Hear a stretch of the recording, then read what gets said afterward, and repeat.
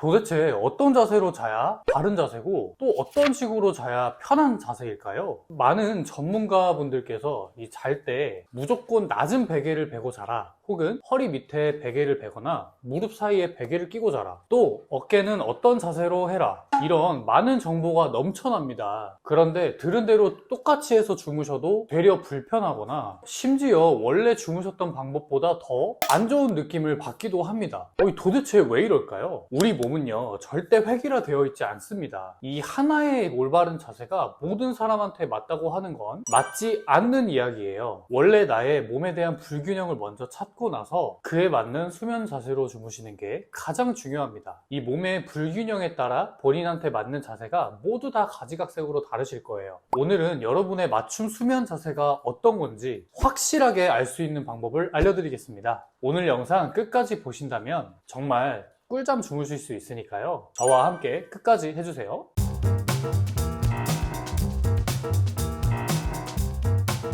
자, 본격적으로 들어가기 전에 이전 영상에서도 말씀드렸지만 주무시는 자세 중요합니다. 근데요, 더 중요한 건 평소에 불균형을 가진 몸을 먼저 관리를 해서 어떤 자세로 주무셔도 편할 수 있게 그런 몸을 만드시는 게 100배 1000배는 더 중요합니다. 이에 관한 영상은 지금 여기 위에 나오죠? 여기 위에다가 남겨놨으니까 꼭 한번 확인해 주시고요. 자, 그러면 옆으로 누웠을 때 어떤 자세가 가장 이상적이느냐, 그거에 대해서 먼저 알려드리겠습니다. 신경 쓰셔야 할 곳은 딱 3개예요. 목, 어깨, 골반. 이 3가지가 중요합니다. 자, 골반 먼저 살펴볼게요. 여러분, 대부분의 사람들이 골반이 이렇게 틀어져 있는 거 아시나요? 아마 저도 그렇고 여러분도 그렇고 대부분 다 골반이 조금씩은 틀어져 있을 겁니다. 그래서 옆으로 돌아 누우실 때는 틀어진 골반에 맞게 옆으로 누워서 주무시는 게 일단 우선이에요. 지금부터 저와 2곳 한번 찾아볼게요. 첫 번째는 이 장골릉이라는 곳인데요, 이렇게 앉아 있을 때 손을 이렇게 해놓고 천천히 내려가면은 여기 골반뼈가 만져집니다. 이 골반뼈가 이렇게 만져지죠. 누구나 다 만져지니까 아마 쉽게 만질 수 있을 거예요. 네, 이 와중에도 가장 높아 있는 곳, 이곳과 이렇게 내려왔을 때 갈비뼈가 이렇게 있죠. 이 갈비뼈에서도 맨 마지막 12번째가 마지막 갈비뼈인데, 자, 그럼 여기랑 저희 장골릉 여기 이 사이, 여기에 한번 초점을 맞춰서 진행해 보겠습니다. 자, 그러면 이렇게 옆으로 한번 누워볼게요. 자, 편하게 무릎을 살짝 구부려 주시고, 이 상태에서 아까 만졌던 이 갈비뼈, 여기 이곳과 장골릉, 가장 위에 튀어나온 곳, 이 사이를 한번 이렇게 손가락을 넣어서 몇 개 들어가는지 한번 볼게요. 저는 이렇게 했을 때 손가락 3개가 딱 들어갑니다. 그래서 이렇게 넣어봤을 때 보통 3개에서 4개 정도가 들어가요. 근데 이쪽은 3개였죠. 자, 그럼 반대로 한번 해볼게요.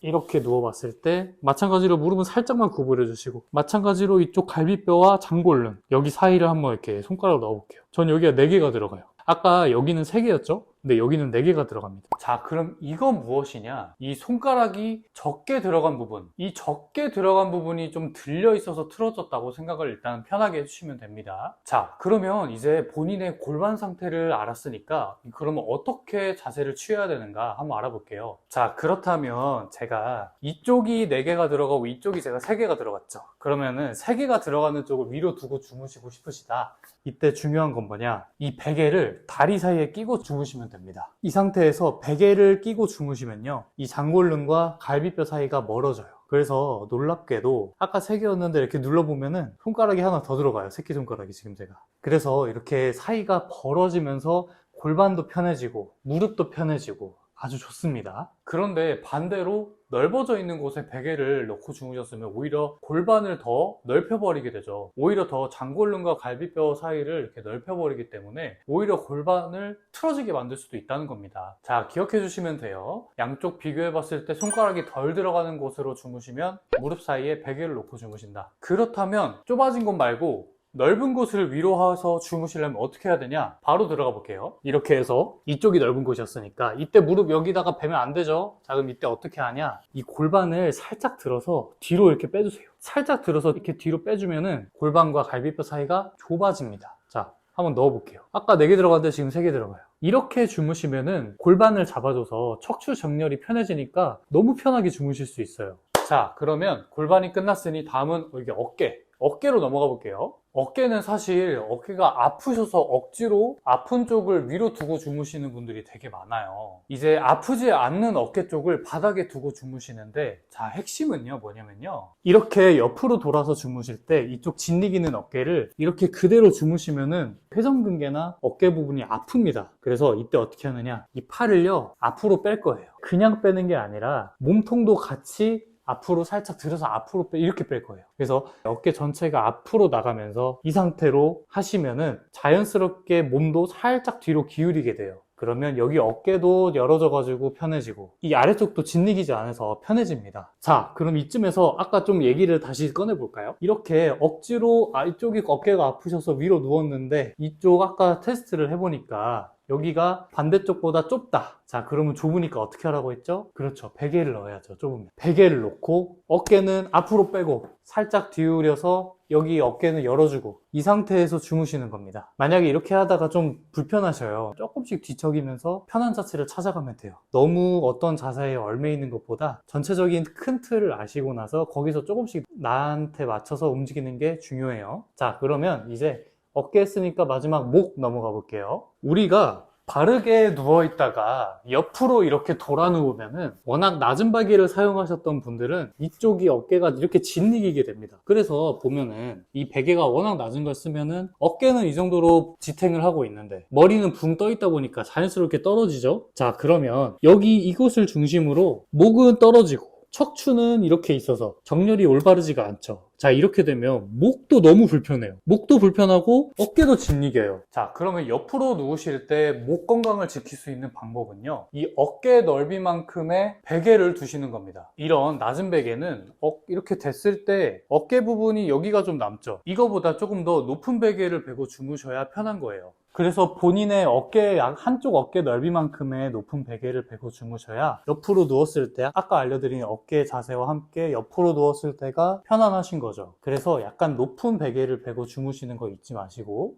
자, 다음은 바르게 누웠을 때의 자세입니다. 보통 많은 전문가분들이나 의사 선생님들은 보통 이렇게 낮은 베개를 베고 주무시는 거를 추천하시는 거를 많이 제가 봤습니다. 예, 맞습니다. 예, 가장 이상적인 베개는 이 5cm 정도 목 뒤를 받쳐줘서 C커브를 형성시켜준 뒤 주무시는 게 굉장히 좋아요. 자, 그런데요, 평소에 거북목이 좀 있으시다, 그리고 등이 굽고 거북목이신 분들, 이런 분들이 이런 낮은 베개를 베시면 오히려 독이 될 수가 있다는 거 알고 계셨나요? 아마 여러분들도 맞지 않는 베개를 베셔가지고 아마 목이 불편했던 적 분명히 있으실 겁니다. 그래서 저는 무조건 낮은 베개가 다 옳다고는 말씀드리지 않습니다. 체형에 맞는 높이 조절된 베개가 가장 좋아요. 이렇게 누웠을 때 어깨와 귀 뒤가 일직선상에 있고 살짝 목을 받쳐줘서 C커브를 형성해주는 이런 베개가 본인한테 가장 잘 맞는 베개입니다. 그런데 이렇게 등이 굽고 거북목이신 분들이 평소에 이러고 계시다가 그대로 바닥에 누웠어요. 등은 굽어 있는데 이대로 누우면은 만약에 낮은 베개를 뺐을 때는 오히려 목이 이렇게 뒤로 빠지면서 목에 큰 부담을 줍니다. 이건 좋지 않아요. 여러분, 어차피 주무실 때 본인이 누웠을 때 불편하면 잠이 오지 않습니다. 주무시려면 편안한 부교감 신경이 이렇게 나오면서 잠에 스르르 들어야 되는데 몸이 막 불편하고 적응이 안 되면은 어차피 잠이 안 와요. 그래서 지금까지 말씀드렸던 수면에 가장 좋은 자세들, 이것만 만족시켜 주시고 이렇게 가볍게 뒤척이면서 본인한테 맞는 수면 자세를 천천히 찾아가면서 주무시면은 너무너무 좋겠습니다.